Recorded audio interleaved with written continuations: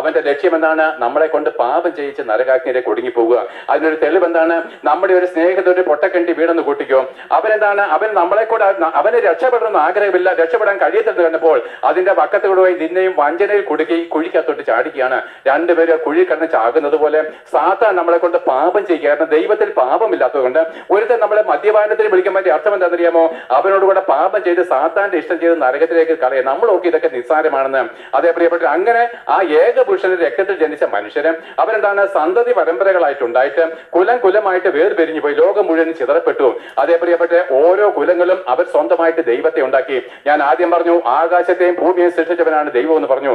എന്നാൽ അവരൊക്കെ സ്വന്തം ഹൃദയത്തിൽ ദൈവത്തെ പറ്റി അറിവില്ലായ്മയില് ആ ദൈവം ഇങ്ങനെയായിരിക്കുമെന്ന് വിചാരിച്ചുകൊണ്ട് ആകാശത്തെ ഭൂമി ഉണ്ടാക്കിയവൻ ഇങ്ങനെയാണെന്ന് വിചാരിച്ചുകൊണ്ട് അവന്റെ ഇരുണ്ട ഹൃദയത്തില് പാപിയായിരിക്കുന്ന ഹൃദയത്തില് അവരെന്താണ്? പാപ സ്വഭാവമുള്ള ദൈവങ്ങളെ സൃഷ്ടിച്ചുകൊണ്ട് അതിനെ ആരാധിച്ചും ഭജിച്ചും പോന്നു.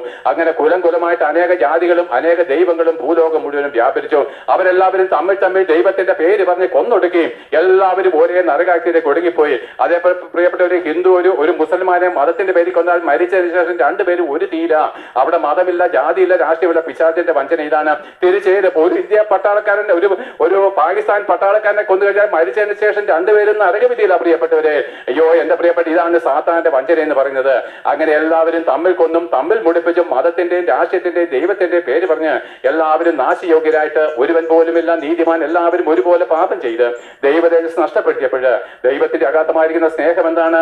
ആ മനുഷ്യ സൃഷ്ടി ഉണ്ടായതിനു ശേഷം 4000 വർഷങ്ങൾക്ക് ശേഷം ദൈവം തന്റെ ഏകജാതനായ പുത്രനായിരിക്കുന്ന ക്രിസ്തുവിനെ ഭൂമിയിലേക്ക് അയക്കുകയാണ്.